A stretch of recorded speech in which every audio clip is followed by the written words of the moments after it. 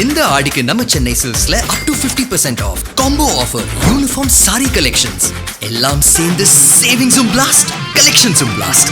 நம்ம தி சென்னை சில்க்ஸ். தமிழ்நாட்டுல எல்லாமே சேஞ்ச் ஆயிடுச்சு. உங்க நகையையும் சேஞ்ச் பண்ணுங்க. உங்க பழைய நகைக்கு கிராமுக்கு 150 ரூபாய் கூடுதலா வாங்கி புது நகை எடுத்துக்கோங்க. அதே கம்மி சேதாரம் தான் உங்க லலிதால மட்டும்தான். ஹாலிடேஸ்னாலே அது நம்ம ஜிடி ஹாலிடேஸ் தான். GT Holidays, South India's #1 travel brand. You know you are special when you're with GT Holidays.